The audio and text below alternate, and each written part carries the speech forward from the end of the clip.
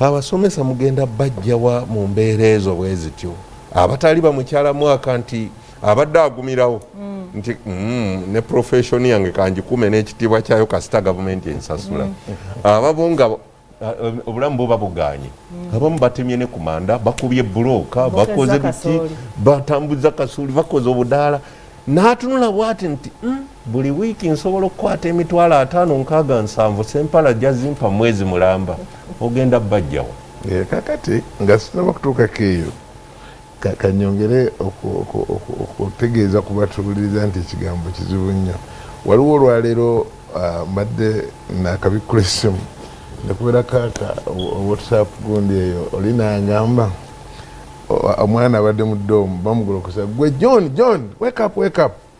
omwana namuga madam Tom Peter John ndi Saalongo John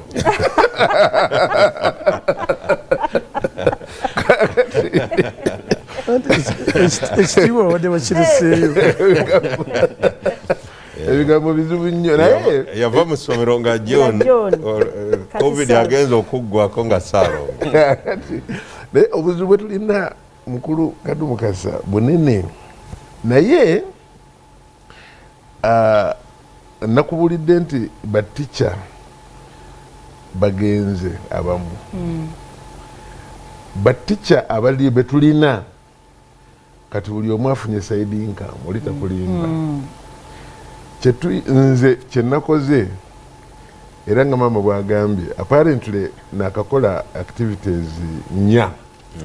activity esooka nasooka nenkola neyamisa engeri gyenimu olwa politics neyamisa bakansala bange nebankunganyiza abaana abali mu kitundu kyange nebabaleeta ku kisaawe kya Eden College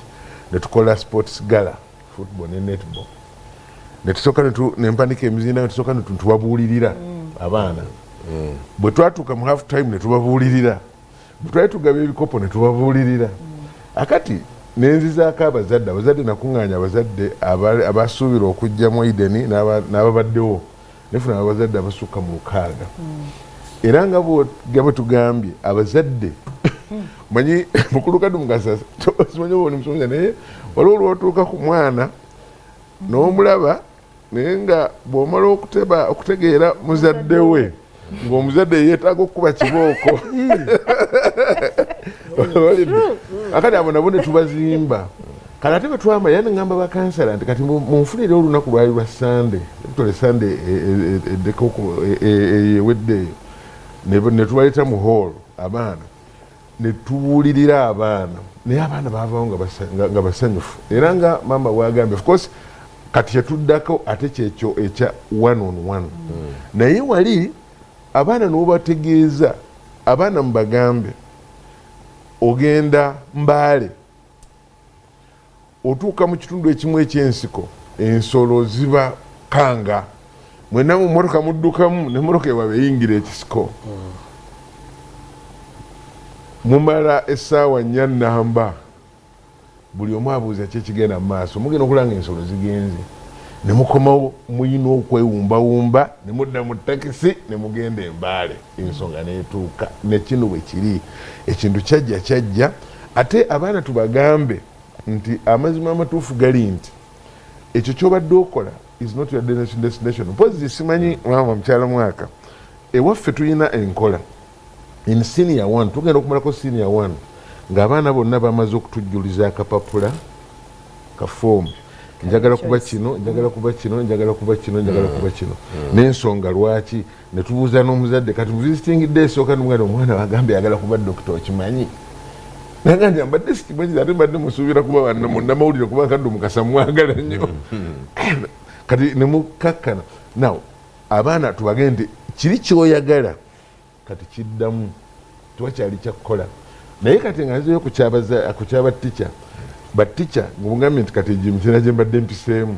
batica nabo tubakumye mu buli ngeri ne ssente noba nga obadde omuwa emitwalo 5 oba kakadde oba emitwalo 8 zibadde tizimala kubanga embeera y'ennaku zino mugimanyi so tumugamba nno manyi kyetujja okukola nti kakati ogenda kuddukanya kali nayino bweikola ki bwekitambula ekyomukisa omulungi abasinga babadde era babiddukanyiza mu mu bifo ebyo kubanga amasomero aga serious twalwana nnyo okwogera ne balandlord baffe twalwana nnyo okwogera okulaba nti abatica babeerawo era batica nga 6 ewange bafunye ezadde naye nga nwana ne ku ddwaliro gye yagenza okuzalira nentuukayo esente bwe basimala nenzizika nembaga kati nze njogira nemusooka mmaliriza ensonga eno netuddeyo nemuganda omusomesa tukoze tutya mbadde nina weetaano gwolabye otya tatukubire ku kkojja naye ngeri ensonga yeetambula nga kyentegeeza nti bw'obanga oli wa ssomero mutuufu ng'era n'essomero lyagala tolekerera batica bo beera nabo mu bizibu ne mu bulungi kuba ekizibu kyajjira ffenna era kalika abadde akola bw'omugandi kaveeko wanawuliddeyo essomero yabayise okujja yabasibiddewo n'abagandi kati wiiki eno oluyingira ggalawo geeti lwali afuluma mu budde omugende nayo kati akatukadde kadduka katya akati omanyi nti lwaki tukongeramu kakapito ne tukola kino tukola kiri olinayo muyambeko nze wiiki eddako nga 15th or 16th whichever will be Sunday 16th tuyina retreat ngenda kuleeta business experts bababuulire how to run a business nga toliiyo ka business ko kadduka katya nga toliiyo okuuma otya ebitabo mmanye nti omuntu ono kati amanyi nti nange ndi naye era tutambula ffenna kaakati ekirala kyenakoze era nabagambye tulina ekibiina kyaffe kituyita akaswa oba akasuwa Aiden College Staff Welfare Association nembagamba kati gyendaga Minisita Kasolo mukwano gwange mbadde ne mu parliament ate ffenna tubakaliisizo tulina okufuna ku ssente za microfinance twongeremu bizinesi zammwe tukanyiza nti tukanyiza naye mulimu guno gwakukola kubanga abaana bakomawo olaba bwozo tica n'abanga ensonga etambula akati awo wali ekinyusi nti mu buli ngeri nannyini ssomero head teacher w'essomero komyawo batica mu mbeera empya tomugaana kola kyabaddeko naye muyambe nakyo kitambule nakino kitambule ensonga zijja kutereera tuwakyali kyakukola era mbadde nsaba mukulu Kaddu Mukasa bwe tuba nga tumaze okugenda awo naddala nga bamwine bwazze tuyite mu ye tugambe ne gavumenti eyongera tuyambako naddala ffe aba private kubanga mukulu Kaddu Mukasa tuwali kintu kinnumanga bye tuwulira mu mawulire katusuubire nti si bituufu naye bwebanga bituufu n'ogamba nti egayaza St. Henry's n'egindi nja kuteekayo tujja kubawa essente zibayambeko okuddaabulula amasomero olaba naye nga aga private agali 70% tegafunye yadde ne sente n'emu ne bagagamba nti mwe mujja genda mu banka okwewola basooka kukubala ono osobola okusasula okusobola okusasula fees zezirina okusasula omuzadde taziina nti okusobola okusasula sente ziri genda kwongeza sente ate omuzadde taziina okiraba kyokka ekizibu ekyangwako yabaganya okwongeza okiraba yatuganya okwongeza kitera nti ne mu banka situjja kufunayo sente waliwo yaŋŋamba nti sente bwe tunazibawa aba private mujja kudduka nazo maama gayaza teriyo kubanza gayaza ndi manyi buli yomberedde ku wakisha nga tubeera nnyo ne mukyala Laboke naye amasomero aga gavumenti agamu era sente bazirya akati private school oli ogambye gayaza siina tabbu yate no mukulu Kaddu Mukasa kankubulire nze sirabayo essomero lya gavumenti kuba ne gayaza liri faith based lirina bannyiniryo naye nga liri government aided kakati bwe nga liri government aided nerya Sempala kigoze erina Sempala based eritali faith based neryo liyambe lifuka government aided kuba likola omulimu gwe gumu naye bw'ogamba nti nja sente zino ziyinza okubula banka ejja kunsaba ekyapa okumpa sente zogambye ku 5% oba 10%. jangu okola assessment ogende mutuufu omusajja ono yeetaaga desike zonna zaalibwa enkuyege yeetaaga okuzzawo desike yeetaaga okuzzawo kino yeetaaga ne tents abaana siniya wano beeyongedde bangi ne P1 mumusempala nti twagala okole kino na kino na kino mu myaka egi leeta ekyapa ng'omusingo mineme kudduka na sente zo okiraba kakati which I think si yabadde kesi bulijjo temuwaayo byapa bawula naye kati fetugamba nti bwebanga egenda kuwagayaza sente eziri free stimulus package oba whatever they call it nange mumpe ne private schools muziwe kubanga Sempala abaana basomesa si babe ba gavumenti omulimu Sempala gwakola ayamba ku gavumenti buvunaanyizibwa bwa gavumenti abaana bonna okubanga basoma kakati olwo tulyoke tutandike okuzza emitima gy'abaana emitima gy'abatica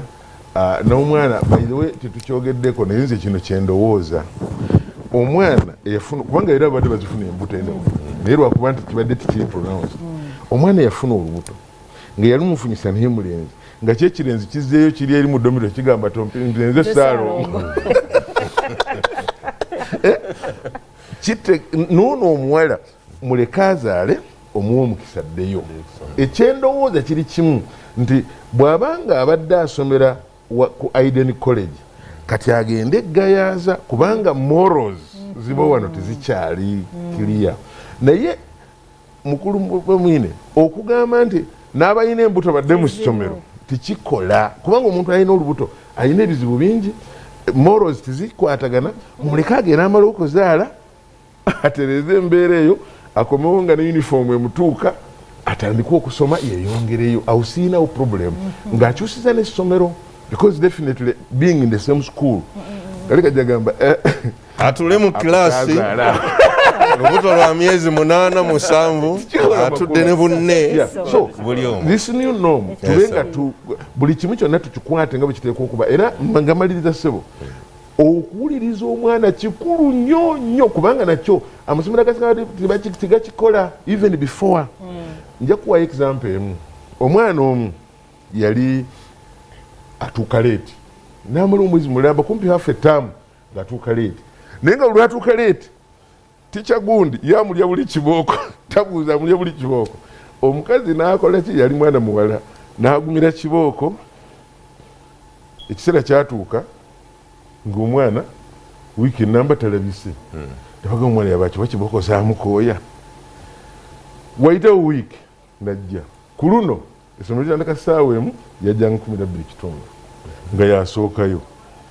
tica kyava muyita nogenda we luli watuukanga leeti kati otuuka leeti ki anti luli maama yali mulwadde nankeera kufumba nemala omutwalira emmere mu ddwaliro kati yawona yafa twamuzika wiiki ewedde ngo tica lwategeera nti singa yali ategedde omwana oli ekyamutuusanga leeti kujjanjaba maama kati maama bwe yafa omwana asobola okuteera kati nakino abaana ebizibu byafunye tubitegeere fe ababiyiseemu n'abategeera ensi tubayamba okukola ki okubuuka emigga egyo n'okubuuka enkomeezo basobole okutuuka emitala. Dr. Kigonga